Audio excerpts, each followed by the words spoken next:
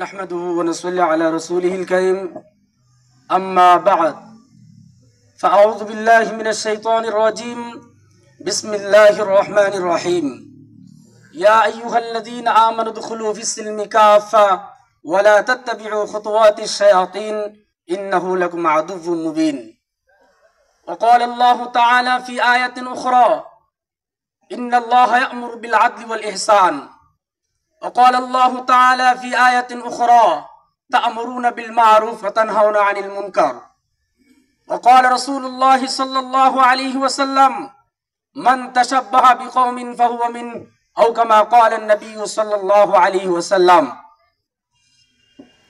উপস্থিত ইসলামী আন্দোলন বাংলাদেশ বৌদ্ধের বাজার ইউনিয়ন কর্তৃক আয়োজিত আজকে এই গণসমাবেশের মুহতারাম মুহাজিরিন, সম্মানিত উলামায়ে কেরাম, সামনে উপবিষ্ট ধর্মপ্রাণ মুসলমান ভাইয়েরা ও পর্দার অন্তরালের মা ও বোনেরা, মহান আল্লাহ জাল্লা শানুহুর দরবারে অসংখ্য অগণিত শুকরিয়া আদায় করছি যে মহান আল্লাহ জাল্লা শানুহু তার অপার কৃপায় প্রায় 16 বছর পর এক ফেসিবাদ হাসিনাকে পতনের পর আল্লাহ পাক রব্বুল আলামিন এরকম একটি সুন্দর পরিবেশ, তার জমানায় আমরা এরকম পরিবেশে কথা বলতে সাহসটুকু পাই নাই। আজকে সে দেশ থেকে বিতাড়িত হয়েছে বলে আজ আমরা এই উন্মুক্তভাবে কথা বলতে পারতেছি, ঠিক কিনা? একটা সময় গেছে যখন এই আওয়ামী লীগ এদেশের মানুষের উপর অত্যাচার জুলুম নির্যাতন করেছিল, তখন ফেসবুকে তাদের অত্যাচারের বিরুদ্ধে আমি শুধু ফেসবুকে বলছিলাম যে আল্লাহ পাক তোদের বিচার করবে। তখন আমাকে বিভিন্নভাবে তারা আক্রান্ত করেছিল, এমনকি মসজিদ থেকে প্রায় 1 বছর যাবত এই আওয়ামী লীগদের কারণে আমি অন্য জায়গায় ছিলাম। এই আওয়ামী লীগ প্রত্যেকটা ক্ষেত্রে প্রত্যেকটা সেক্টরে ইসলাম পন্থী যারা ছিল তাদেরকে তারা একান্তভাবে তারা আক্রান্ত করেছিল। মুসলিমকে তারা এই পৃথিবী থেকে নিঃশেষ করার জন্য বিভিন্নভাবে চক্রান্ত করেছিল। আর এখন অন্য ভাইয়েরা তারা আবার তাদের সুরে সুর মিলিয়ে কথা বলতে চাচ্ছে। আমি তাদেরকে আহ্বান করে বলবো, মায়ার সুরে দয়ার সুরে বলতে চাই, ইতিহাস থেকে আপনারা শিক্ষা অর্জন করবেন। আল্লাহ পাক রব্বুল আলামিন কালামুল্লাহর মধ্যে ইরশাদ করেছেন ফাতাবিরু ইয়া উলিল আবসার, যাদের মাথায় গিলু আছে, যাদেরকে আল্লাহ জ্ঞান বুদ্ধি দান করেছেন, তারা 16 বছর যাবত ইসলামের উপর আক্রমণ করার কারণে, মানুষের উপর অত্যাচার আর জুলুম করার কারণে তাদেরকে যেমন দেশের জনগণ দেশ থেকে দেশান্তরিত করেছে, তোমরাও যদি সেই পথের প্রতীক হও, তাদের পথে যদি পরিচালিত হও, তোমাদেরকে ওই দেশ থেকে বিতাড়িত করা হবে। আরেকটা কথা শুনেন, তাদের দলের এক নেতা বলে ইসলামের সাথে কোরআনের কোনো সম্পর্ক নাই। তাদের এক নেতা বলতেছে ইসলামের সাথে কোরআনের কোনো সম্পর্ক নাই। আমি তাদেরকে বলতে চাই, আল্লাহ পাক কালামুল্লাহর মধ্যে ইরশাদ করেছেন ইয়া আইয়ুহাল্লাযীনা আমানু দুখুলু ফিস-সিলমি কাফা। আল্লাহ পাক রব্বুল আলামিন এই আয়াতে কারিমার মধ্যে বলতেছেন, একটা প্রেক্ষাপট আছে আয়াতে কারিমার। প্রেক্ষাপটটা হলো ইহুদি থেকে যখন নবী করিম সাল্লাল্লাহু আলাইহি সাল্লাম ইসলামের দাওয়াত দিচ্ছিলেন, তখন ইসলামের দাওয়াত পেয়ে ইহুদি থেকে কিছু আলেম আব্দুল্লাহ ইবনে সালাম সহ কয়েকজন ব্যক্তি ইসলাম ধর্ম গ্রহণ করেছিল। ইসলাম ধর্ম গ্রহণ করার পর তারা নবী করিম সাল্লাল্লাহু আলাইহি সাল্লামের উপর রাসূল সাল্লাল্লাহু আলাইহি সাল্লামের কাছে আবেদন করেছিল, ইয়া রাসূলুল্লাহ, আমরা যখন ইহুদি ধর্ম পালন করতাম তখন শনিবার দিনকে আমরা সম্মান করতাম, উটের গোশত আমাদের জন্য হারাম ছিল। ইয়া রাসূলুল্লাহ, আমরা চাই ইসলাম ধর্ম গ্রহণ করেছি, আমরা ওই শনিবার দিনকে সম্মান করতে চাই। নবী আরবি সাল্লাল্লাহু আলাইহি সাল্লামের উপর আয়াত নাযিল হলো ইয়া আইয়ুহাল্লাযীনা আমানু দুখুলু ফিস-সিলমি কাফা, ও ঈমানদাররা, ইসলাম হলো পূর্ণাঙ্গ জীবন ব্যবস্থা। তুমি ইসলাম মানবা, ইহুদিদের কিছু ধর্মকর্ম কিছু মানবা না, এটার নাম ইসলাম নয়। তুমি মসজিদে নামাজ পড়বা, ইমাম সাহেবের পিছনে নামাজ পড়বা, কোরআন মানবা, নির্বাচন আসলে মাথায় টুপি পড়বা, এর নাম ইসলাম নয়। ইসলাম হলো পৃথিবীর শুরু লগ্ন থেকে ইসলাম তোমার কবর পর্যন্ত, ইসলাম হলো তোমার দ্বীন প্রতিষ্ঠা করার জন্য। পুরো জীবনটা ইসলাম হলো পুরো তোমার জীবন ব্যবস্থা। এই কোরআন তোমার জন্য যথেষ্ট। লাকাদ কানা লাকুম ফি রাসূলিল্লাহি উসওয়াতুন হাসানাহ। তুমি কোথায় দৌড়াদৌড়ি করো, কোন নেতার পিছনে ঘুরো? তোমার নেতা তো নবী মুহাম্মদুর রাসূলুল্লাহ সাল্লাল্লাহু আলাইহি সাল্লাম। ওনার চেয়ে বড় নেতা আর কেউ হতে পারে না, ওনার চেয়ে বড় নেতা আর কেউ হতে পারে না। তাহলে কেন আমরা তোমার আমার হানাহানি করব?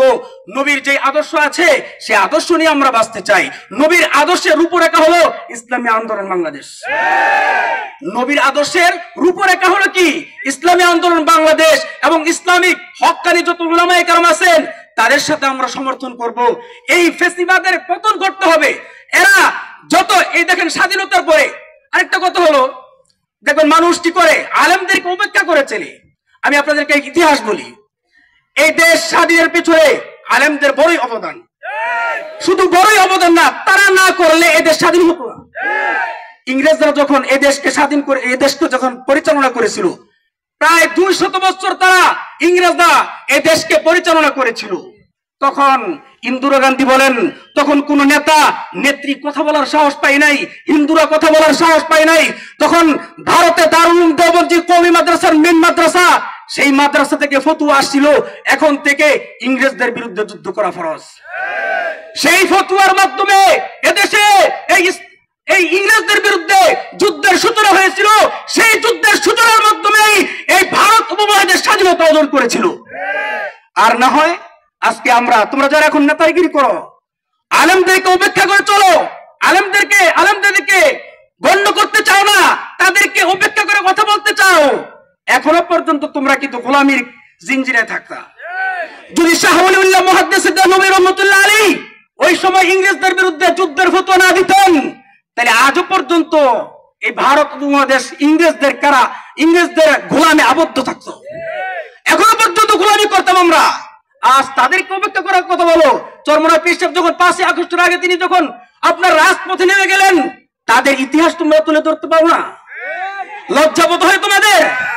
এখনো পর্যন্ত যারা ইসলামকে উপেক্ষা করে কথা বলার চেষ্টা করো, আমি বলবো যারা বলতেছে যে কোরআনের সাথে ইসলামের সম্পর্ক নাই, আমি বলবো তোমার সাথে ইসলামের সম্পর্ক নাই, তোমার সাথে ইসলামের সম্পর্ক নাই।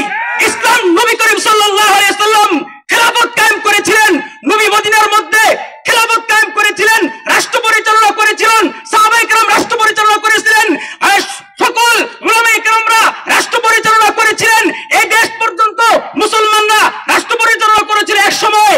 আজ তারা বলতেছে যে কোরআনের সাথে ইসলামের কোন রাজনীতির কোনো সম্পর্ক নাই। না, এটা হতে পারে না। কোরআনের মধ্যে রাজনীতির সম্পর্ক রয়েছে। আল্লাহ পাক রব্বুল আলামিন কালামুল্লাহর মধ্যে বলতেছেন ইন্নাল্লাহা ইয়া'মুরু বিল আদলি ওয়াল ইহসান। অন্য আয়াতের মধ্যে বলতেছেন আল্লাযীনা ইম্মাক্কান্নাহুম ফিল আরদি আকামুস সালাতা ওয়া আতাউজ যাকাতা ওয়া আমারু বিল মা'রুফি ওয়া নাহাউ আনিল মুনকার। তা'মুরুনা বিল মা'রুফি ওয়া তানহাউনা আনিল মুনকার। ইসলামের মধ্যে আছে ইনসাফ প্রতিষ্ঠা করার জন্য রাজনীতি আছে। আর যারা বলছে রাজনীতির সাথে ইসলামের সম্পর্ক নাই, আসলে তাদের রাজনীতির সাথে ইসলামের সম্পর্ক নাই। তাদের রাজনীতি ছিল খুনের রাজনীতি, তাদের রাজনীতি ছিল মানুষকে মারার রাজনীতি, তাদের রাজনীতি ছিল খুন করার রাজনীতি, অত্যাচার জুলুম করার রাজনীতি। তাদের রাজনীতি তারা বুঝা গেল, তাদের কথা তারা বুঝা গেল যে রাজনীতির লোকে ইসলামের সম্পর্ক নাই। মানে কি? তারা যে খুন খারাপের রাজনীতি করে তাদের সাথে সম্পর্ক নাই। এটা হলো ক্লিয়ার কথা। এটা তারা এটা বোঝাতে যাচ্ছে, মানে রাজনীতি করবে কে? যে বেশিরভাগ অত্যাচার করতে পারবে, জুলুম করতে পারবে, এই ব্যক্তি রাজনীতি করতে পারবে, আর ভালো লোকগুলো রাজনীতি করতে পারবে না। আল্লাহ পাক রব্বুল আলামিন আমাদের সকলকে ইসলামী আন্দোলনকে সামনে এগিয়ে নেওয়ার জন্য তৌফিক দান করুক। বিশেষ করে মা বোনদেরকে বলবো, আর কারো ফাঁদে পা দিবেন না। আপনার স্বামী যদি আপনাকে অন্য কোনো জায়গায় ভোট দিতে বলে, ভোট দিবেন না, তলে গিয়ে হাত পাকা মেরে দিবেন। আল্লাহ পাক রব্বুল আলামিন আমাদের সকলকে এই বাংলাদেশে ইসলামী হুকুমত কায়েম করার তৌফিক দান করুক। আমিন। ওয়া আখিরু দাওয়ানা আনিল হামদুলিল্লাহি রাব্বিল আলামিন।